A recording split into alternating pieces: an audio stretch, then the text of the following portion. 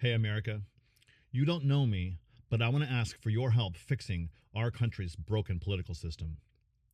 I've worked out a pretty simple way that we can save our democracy, you and me. We don't have to wait for some national political savior from Washington, because that's not going to happen. We can start with this video and just you and me. Now, do I need to spend much time convincing you that our system is broken? Probably not. I think that's probably the one thing that most of the country might still agree on. What might be harder to convince you of is the fact that we're not going to change anything just by getting rid of the current crop of corrupt politicians. Thinking that way is a trap, and it's one that we've been stuck in for a long time. The party in power does change in America, but our system does not. We just keep getting more and more divided. Because the politicians that we love to hate are just a symptom of the real problem. If we want to fix our democracy, we have to make changes on a much more fundamental level. But that right there is good news, because if we can focus on what the real problems are and are able to get creative about how we flex our political power, then we really can fix our system fairly quickly. And I'm going to walk you through it in this video. So let's start by discussing what our problem is and isn't. Now, there is indeed a long list of problems with our political system.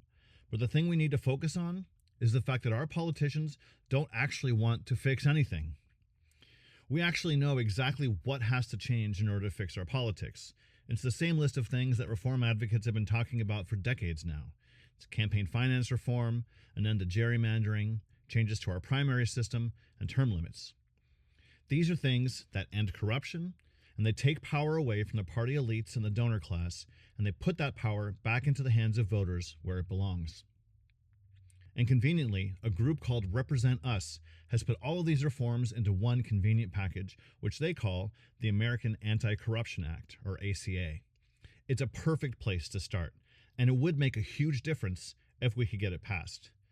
But that is where it gets difficult. Because, of course, in order to change laws, we need our politicians to pass legislation. That's literally their only job. But why would they pass the Anti-Corruption Act when they are the beneficiaries of that corruption? Think about it. If you're a politician in a gerrymandered district who's good at raising money from special interests and demonizing your political opponent, then you are killing it right now. This system rewards politicians that are corrupt and toxic. Why would those politicians change the rules to make it harder for themselves to stay in office? Economists call this an agency problem. It's a conflict between what's in the self-interest of our politicians for their individual careers and what's in the interest of voters that they are supposed to be serving. This is the real dilemma we face. In other words, we know what to change, just not how to change it. Nobody has put forward any realistic, actionable plan for how to get these changes passed until now. The key is to reject the lie that we need to either be left or right, Democrat or Republican, that the solution to the Republicans is the Democrats or vice versa. Because the largest political party in the country, by far, is actually independents. And even amongst registered Republicans and Democrats, half of them report that they wish they had a third party to vote for. This means that America is not a divided nation. America is a moderate nation, and we're united by the fact that most of us want change. The only reason why change has never happened is because the two-party system has never given us a chance to vote for that change.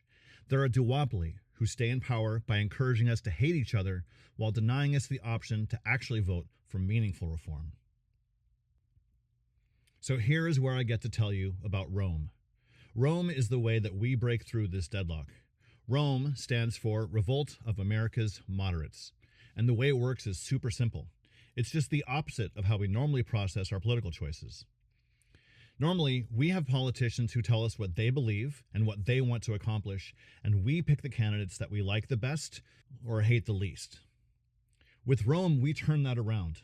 We become single-issue voters for change. We pledge that we will only vote for candidates who have committed to passing the ACA, and that's it.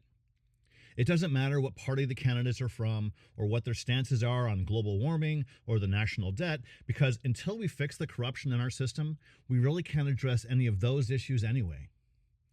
So Rome is a single-issue voting bloc. It's not a political party. We won't be fielding any candidates of our own because third-party candidates don't work and they would actually only make it harder. Instead, we ask our fellow moderate Americans to join us, to take the Rome Pledge and become single-issue voters around the passage of the Anti-Corruption Act, while challenging our political candidates to do the same. We focus like a laser on that one issue until it passes. Now, this is simple, but it has the power to change everything, because every politician needs the support of moderates and swing voters, even in gerrymandered districts. We are the sleeping giant of American politics. We have all the power, and most of us are sick of both parties and are more than ready for change. When moderates in America's center decide to pay attention to a particular issue, the politicians have to fall in line. It's that simple. So now the last question that remains is, how do we get this to scale? How do we get enough of our fellow Americans to take the Rome Pledge so that we become a constituency that cannot be ignored? Well, you're watching it right now. We'll use social media. We will use this channel as the first membership counter for people taking the Rome Pledge by hitting the subscribe button below. The political scientists say that a movement only needs 3.5% of voters in order to change things, including putting down coups. But if this works at all, I'd be surprised if it stays that low. Americans are pretty damn ready for change. We know our country's been stolen from us, and we're pissed. All we have lacked is a credible alternative, a simple thing that we can focus on and rally behind, something nonpartisan, some way to make a real difference. Well, Rome is that thing. If we can make this video go viral, then we tip the scales of the power dynamic in our country. We the people, not the parties, will call the shots again. 3.5% of voters is a target of only 5.5 million subscribers. There are thousands of YouTube channels with a bigger following than that. You know how many people were convinced to dump water on their heads during the Ice Bucket Challenge? Yeah, 17 million people did that. We can do this. It's really not that hard. We just have to basically do the same thing. You take the Rome Pledge to only vote for candidates who have pledged to passing the Anti-Corruption Act. You do that by hitting subscribe on this channel. And then you make public posts across your socials asking your friends and neighbors to do the same thing while linking back to this video. That's it. We can mobilize America's silent majority using social media by making a few clicks right now.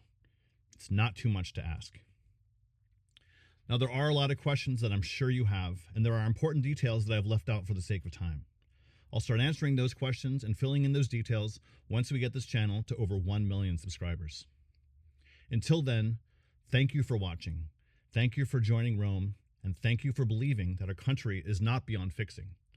Together, we can force our political parties to the people's will and end the corruption in our system. It starts with you taking the pledge and inviting your friends to do the same right now. May God bless our United States of America.